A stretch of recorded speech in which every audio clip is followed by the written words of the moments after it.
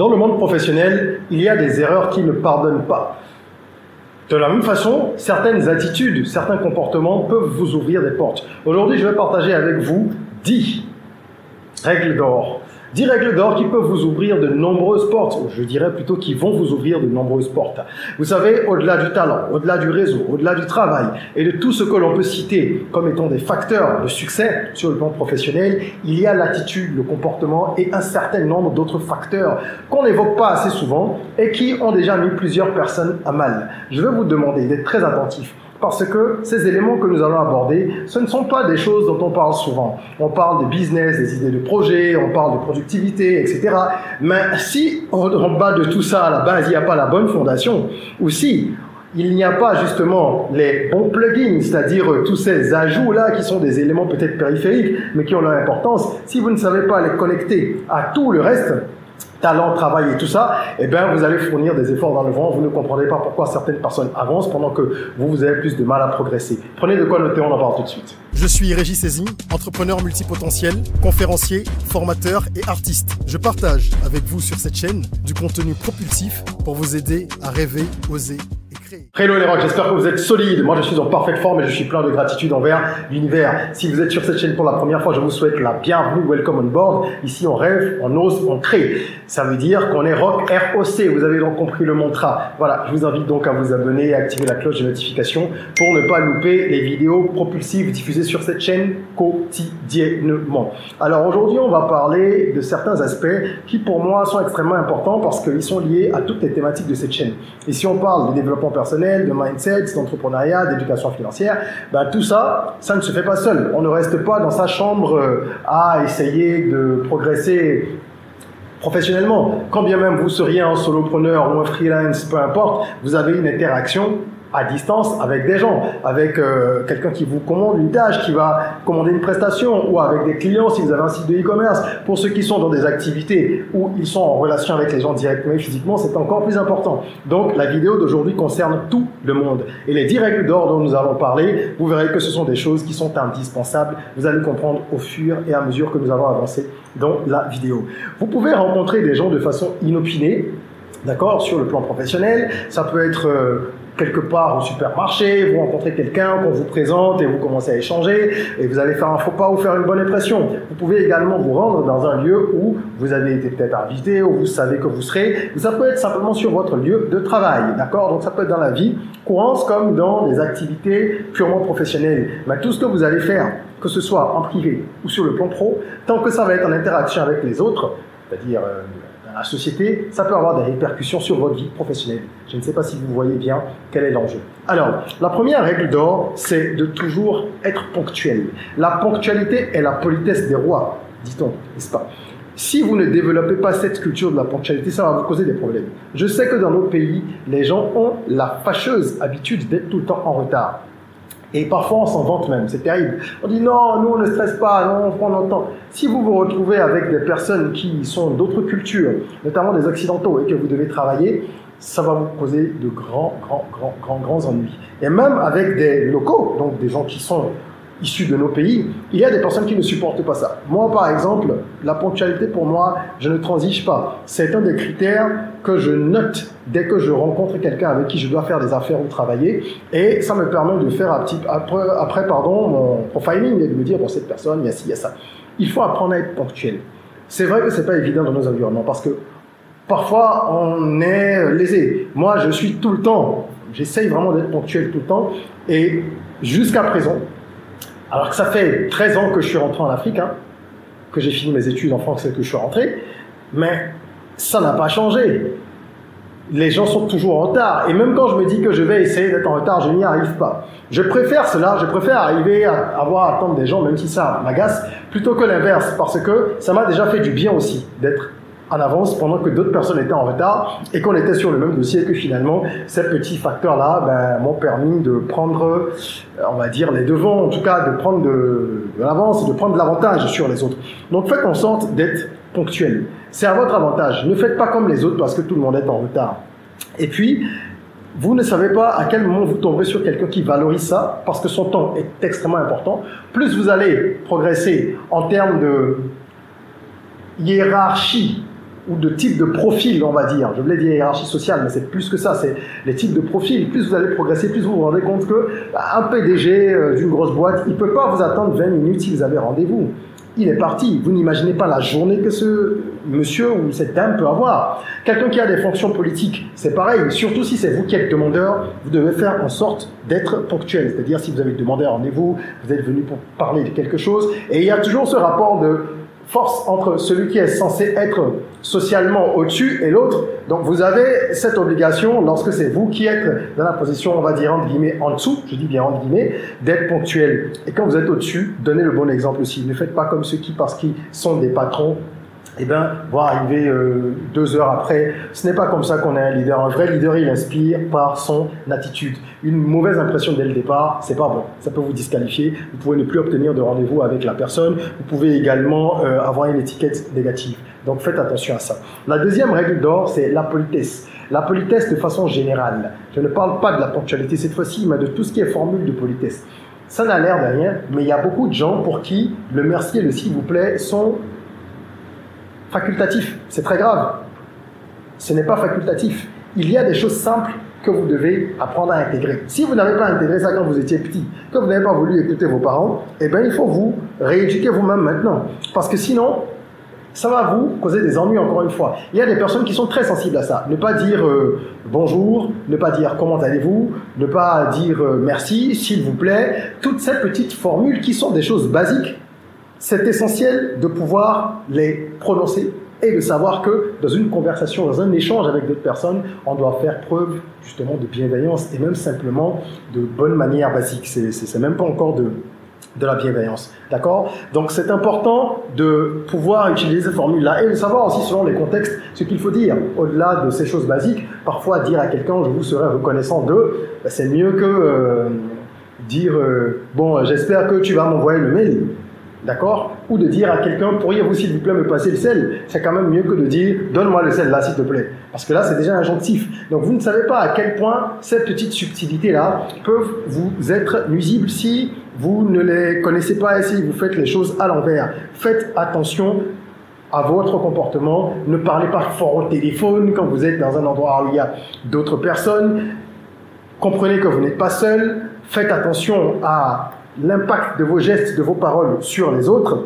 Soyez courtois. S'il y a des femmes surtout, soyez courtois. D'accord? Si quelqu'un de plus âgé arrive, vous n'avez pas besoin d'attendre d'être dans le métro pour céder votre place. S'il y a quelqu'un de plus âgé qui a l'air un petit peu fatigué ou on sent de toute façon que c'est quelqu'un qui a des difficultés déjà à se mouvoir parce qu'il est beaucoup plus âgé, ok, et qu'il arrive à une réunion ou quoi, laissez votre place. Toutes ces choses-là, ça compte. Les gens vous observent. Et vous ne devez déjà pas le faire pour les gens, vous devez le faire parce qu'il faut essayer d'être correct. Mais au-delà de ça, si ça ne suffit pas pour vous convaincre, sachez que ça peut vous apporter de bons points. Parce qu'il y a des gens qui ont besoin toujours de motivation pour faire les choses convenablement. Et bien sachez que ça peut vous apporter des points, alors que le contraire peut vous faire perdre également des points. La troisième règle d'or que je veux partager avec vous, elle consiste à ne pas se rendre à un événement quand on n'est pas invité. Je pense que ça tombe sous le sens, mais malheureusement, beaucoup de gens ne le comprennent pas. Quand on ne vous a pas invité quelque part, ne vous pointez pas, même si vous connaissez la personne. Ne dites pas « Ah, j'ai appris que tel, donc je suis venu parce que j'ai appris que tu organisais une fête. Oh, franchement, tu ne m'as pas dit, tu as oublié. Oh. » Ne vous rendez pas quelque part où vous n'avez pas été convié.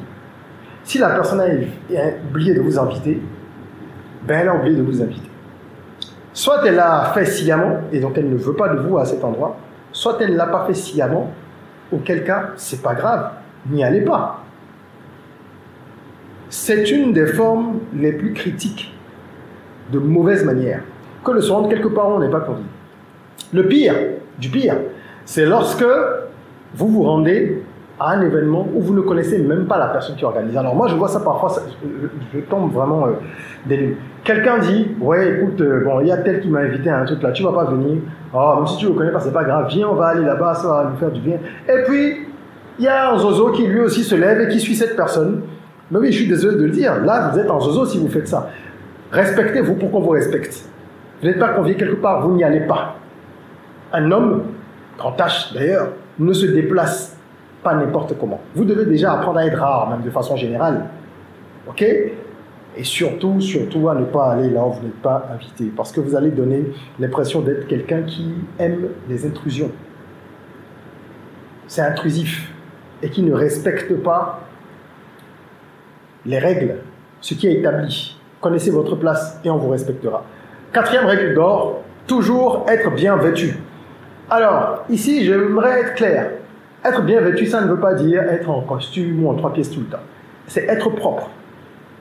Pour moi, ce n'est que ça, et c'est être habillé avec vous.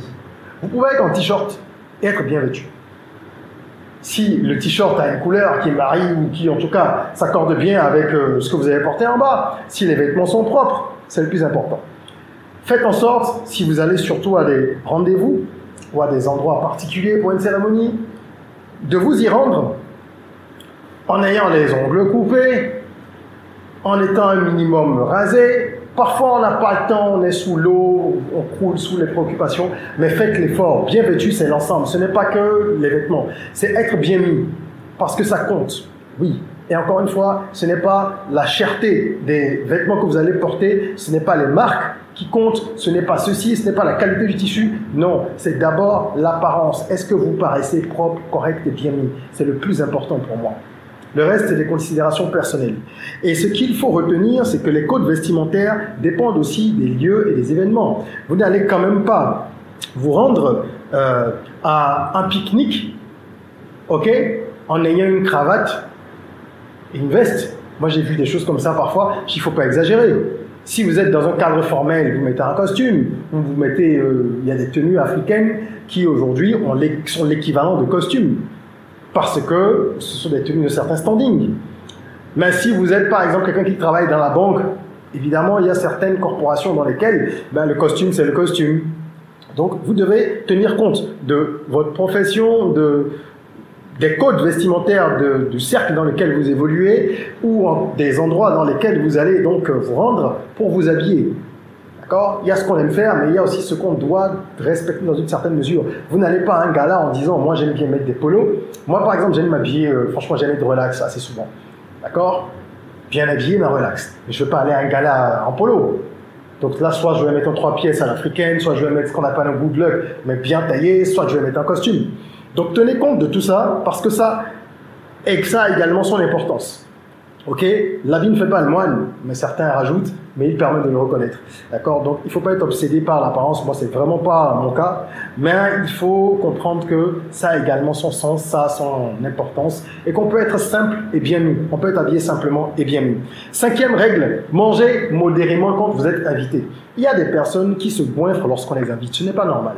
On vous invite, que ce soit dans votre vie privée, ou que ce soit dans la sphère professionnelle, vous devez manger modérément.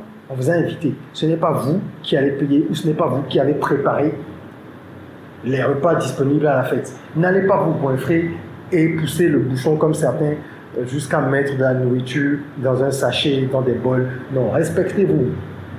Quand on est rock et qu'on veut avancer dans la vie, on se respecte. Sur le plan professionnel, évidemment, vous n'allez pas mettre de la nourriture dans des bols. Ça, c'est surtout dans le cadre privé, c'est déjà très grave. Mais n'allez pas manger plus que de raison. Manger modérément, ce n'est pas vous qui payez. Vous êtes invité. Et attendez que votre haute commande. Et essayez de rester dans cette fourchette, la fourchette des prix, de ce qu'il a choisi, ou descendez même un peu en dessous. S'il insiste pour que vous commandiez d'abord, que vous passiez commande, regardez la carte et prenez des choses qui sont middle. N'allez pas prendre des plats les plus chers, par exemple. C'est important de montrer cette modération, parce que les gens vous étudient sur la base de votre comportement, des choix que vous faites, etc. Donc il faut rester modéré quand on est invité. Règle numéro 6, vous devez toujours avoir de l'argent sur vous. De la liquidité si possible, un peu, parce que dans nos pays, tout ce qui est carte bancaire et tout ça, ça ne fonctionne pas toujours très bien. Vous devez en tout cas avoir un peu d'argent sur vous lorsqu'on vous invite quelque part ou lorsque vous allez en voyage avec des gens. Vous devez avoir un peu de liquidité sur vous. Pourquoi? Parce que si vous êtes dans des situations où il faut résoudre quelque chose, un imprévu, et que vous n'avez pas de liquidité, personne ne va vous condamner. Hein. Mais si vous en avez, vous arrivez à décanter la situation, c'est toujours des bons points pour vous en plus. D'accord? Je vous donne 2 exemples simples.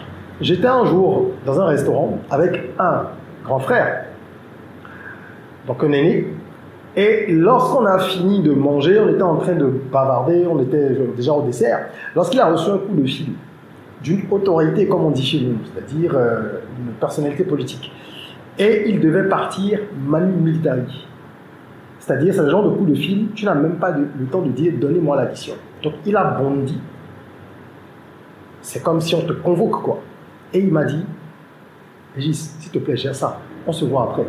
Il a à peine dit ça, hein, il disait ça en partant, parce que pour lui, il était dans une urgence folle. Ben, que s'est-il passé? J'ai dû régler l'addition.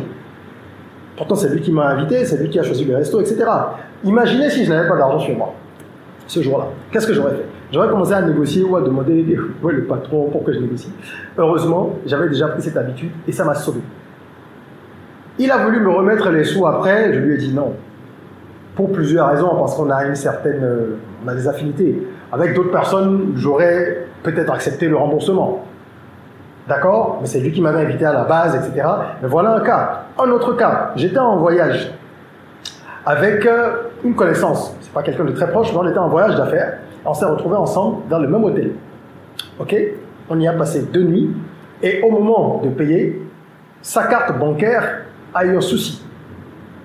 Pourtant, on avait réparti un peu les charges d'une certaine manière. Lui gérait l'hôtel. Moi, je gérais un certain nombre d'autres choses, déplacements, certaines autres choses, repas, parce que ça s'équilibrait un peu en termes de poids, donc de valeur. Sa carte a eu un problème sous mes yeux. C'est quelqu'un qui est solvable, théoriquement. Mais la carte, elle buguait. Que fallait-il faire? Trouver une solution. Heureusement que moi, j'avais la possibilité d'avancer. Donc ça, ce ne sont que des exemples personnels, sinon il y en a plein, vous en connaissez certainement, vous en avez peut-être vécu. Et si j'ai commencé à prendre cette habitude, c'est parce que j'ai eu un cas inverse, il y a de très nombreuses années, il y a près de 10 ans déjà, où n'ayant pas de liquide sur moi, je m'étais retrouvé dans une situation difficile. C'est depuis ce jour que j'ai compris en fait, et je me suis dit, à partir de maintenant, là, quand je vais quelque part, je me débrouille pour avoir un peu d'argent, sinon ça veut dire que j'y vais pas. Un peu d'argent qu'on peut utiliser là, au-delà de ce que j'ai prévu pour mon séjour, je dois avoir une marge. Ou alors au-delà de ce que j'ai prévu pour ma journée, si je dois aller au restaurant avec quelqu'un, si d'habitude j'ai 10 000 sur moi quand je vais juste au boulot et que je reviens, ben je dois avoir 30 000 sur moi parce que là je dois aller au restaurant avec quelqu'un qui m'a invité, non, on sait jamais. C'est super, super important et ça vous crédibilise également après, ça vous permet de renforcer même les liens avec certaines personnes. Règle numéro 7, respecter les spécificités socioculturelles. Vous voyez, tout ça, ça n'a rien à voir avec le business en direct, ni avec la compétence technique, mais c'est important.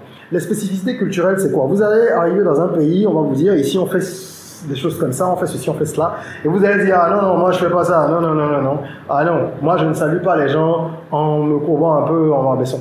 Ah bon? Pourquoi? On te dit que tu dois aller rencontrer quelqu'un qui est un homme d'affaires, mais qui a également des titres. Peut-être dans une, disons, dans la société Yoruba, donc au Nigeria ou au Bénin, dans certaines zones, qui a des titres honorifiques, de la tradition, en tout cas, qui a certains titres. Et que quand on le salue, eh ben, il faut se courber un peu. Ben, tu y vas, tu le fais. Parce que c'est comme ça qu'on s'aligne. Si on te dit que dans certaines cultures asiatiques, quand on salue les gens, on les regarde pas dans les yeux, tu arrives dans ce pays-là, tu le fais. Il ne faut pas avoir la condescendance qu'ont certains de se comporter en se disant « Non, moi je fais comme je veux, non. » C'est très mauvais pour vous, si vous faites ça. Vous arrivez quelque part, observez comment les gens font. Comment ils saluent? Comment on salue? Comment on se comporte? Est-ce que quand on arrive quelque part, on s'assoit avant l'autre? Est-ce qu'on ne s'assoit pas? Il y a des pays dans lesquels, des cultures dans lesquelles on ne refuse pas une invitation.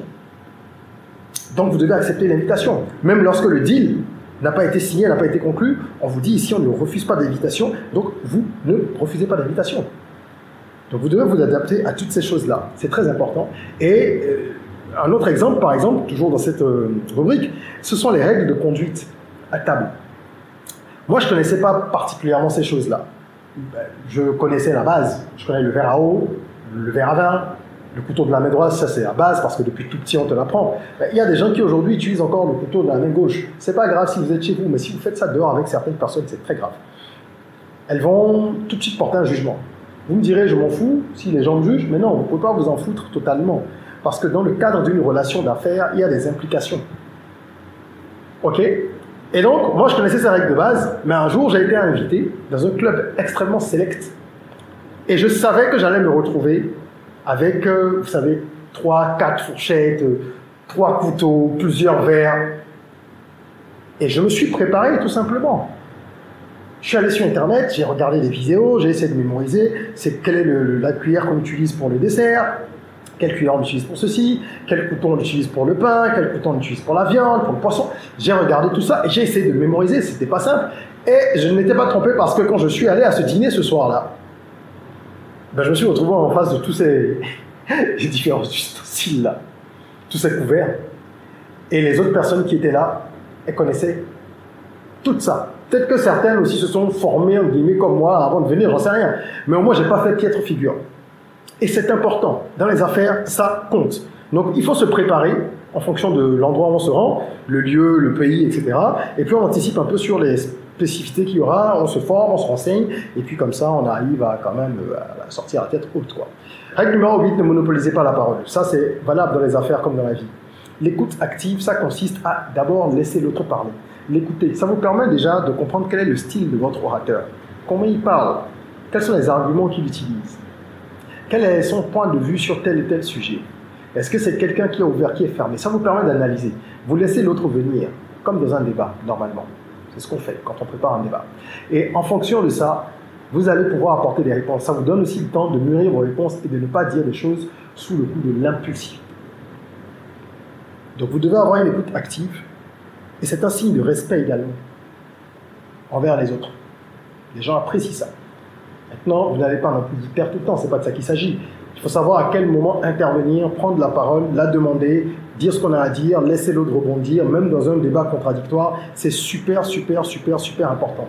Et lorsque vous échangez avec les gens, au-delà de l'écoute active, ça fait même, je dirais, partie de l'écoute active, vous ne devez pas être au téléphone, vous ne devez pas être en train de manipuler votre téléphone tout le temps, soyez concentrés, montrez de l'intérêt pour la personne, d'accord? Et vous n'aurez pas non plus les bonnes infos si vous ne faites pas ça. Parce que si quelqu'un se rend compte que vous n'êtes pas attentif, ben il va se dire c'est pas la peine de gaspiller mon temps, quoi. De parler de choses, d'aller plus en profondeur avec cette personne. Donc, faites en sorte que les communications soient fluides et qu'on se rende compte que vous êtes un bon communicateur, un bon interlocuteur surtout. Numéro 9, évitez les sujets délicats. Ce qu'on appelle les sujets délicats et sensibles, c'est la religion, la politique. Évitez tout ça. Les orientations sexuelles et tout ça. Aujourd'hui, par exemple, vous ne pouvez plus être quelque part et commencer à dire, moi, par exemple, je suis contre le mariage homosexuel. Même si vous le pensez, il y a des endroits où c'est délicat de le dire, parce que vous ne savez pas qui vous avez en face de vous. Eh bien oui, c'est le monde dans lequel on vit. On peut ne pas être d'accord, mais qu'est-ce que vous voulez? Il faut s'adapter. Donc, tout ce qui est sensible, évitez d'aborder ça. De donner votre avis. Parce que vous ne savez pas qui est qui, comme on dit, qui pense quoi, qui veut quoi, et n'allez pas plomber un échange professionnel pour des considérations personnelles. C'est important. Évitez ça au maximum. Et je finirai par la 10e règle d'or, qui consiste à véritablement travailler votre culture générale. Je dirais presque, au risque d'être dans la tautologie, cultiver votre culture générale. C'est super, super important. Parce que dans les échanges avec vos interlocuteurs, autant il faut éviter les sujets sensibles, autant il est toujours bien vu de faire montre de culture générale. Pas pour venir étaler sa science et puis monopoliser la parole, et encore une fois non. Mais sur des sujets donnés, vous allez déjeuner avec quelqu'un, vous allez parler de votre sujet d'intérêt, mais au-delà de ça, il va poser deux, trois questions, ou bien il va aborder un fait d'actualité, etc., demander votre avis. Tant que ce n'est pas des sujets sensibles, ben vous devez pouvoir donner votre avis dans une certaine mesure. Donc connaître un petit peu l'actualité quand même. Moi, je regarde plus le journal télévisé depuis 1000 ans, mais j'essaie de suivre 2-3 sites en ligne. De temps en temps, je regarde au moins les grands titres pour savoir ce qui se passe, un peu à droite, à gauche. Et en fonction de l'interlocuteur, vous devez préparer aussi ça. Si vous savez que c'est quelqu'un qui est porté sur l'économie, sur le sport ou compagnie, bon voilà, regardez 2-3 choses. Moi, je regarde pas le foot par exemple, mais je sais que la CAN débute aujourd'hui, en tout cas le jour où je fais cette vidéo, c'est le samedi, qui marque le début de la CAN, le samedi 13 janvier. Bon voilà.